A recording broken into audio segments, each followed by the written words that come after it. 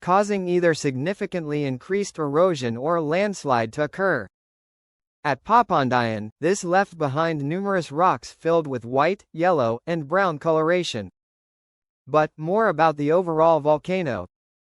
Mount Papandayan is a stratovolcano situated in geologic history in central Indonesia's island of Java, where it is 155 kilometers southeast of the city of Jakarta.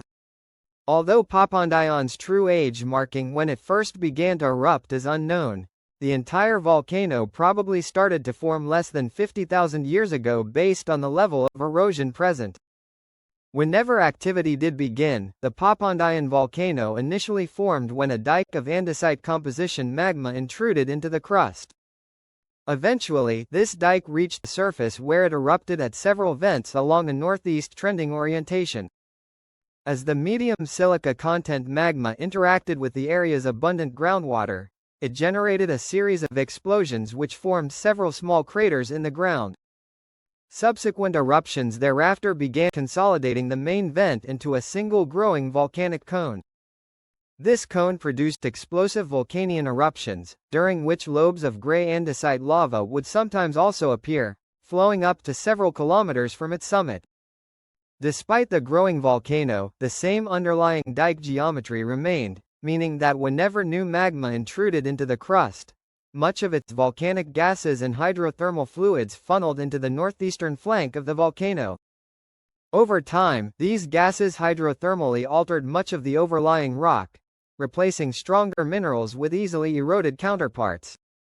After several tens of thousand years of hydrothermal alteration, an entire flank of this volcano became unstable. Then, in 1772, a large body of magma once again intruded into this volcano. This pushed the overlying rock upwards by several meters, further decreasing its stability. Then, an explosive eruption broke through the surface. As this explosion sent a plume of ash several kilometers upwards, the entire northeastern flank of Papandayan began to collapse. In the span of 2 minutes, 140 million cubic meters of rock slid up to 11 kilometers distant from the volcano. Once the collapse had ended, pyroclastic flows raced down the newly breached collapse scarp. In total, 30.3 square kilometers of land were covered by this landslide.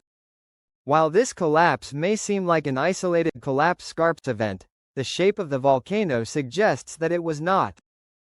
Based on the existence of 5 other large collapse scarps on its edifice, similar large volume landslides appear to repeat about once every 10,000 years. One such smaller but still large landslide occurred during Papandayan's 2002 eruption. Thus, because this volcano has a history of violently collapsing to the northeast, it might produce additional collapses in that same direction in the future. Recent eruptions. More recent phreatic eruptions occurred from 1923 to 1925, 1942, and 1998, with the most recent eruption being phreatomagmatic in 2002. In conclusion, whenever Papandayan erupts, in my opinion, you should avoid being in close proximity to its major northeast drainages where another 2002-sized landslide could unexpectedly strike.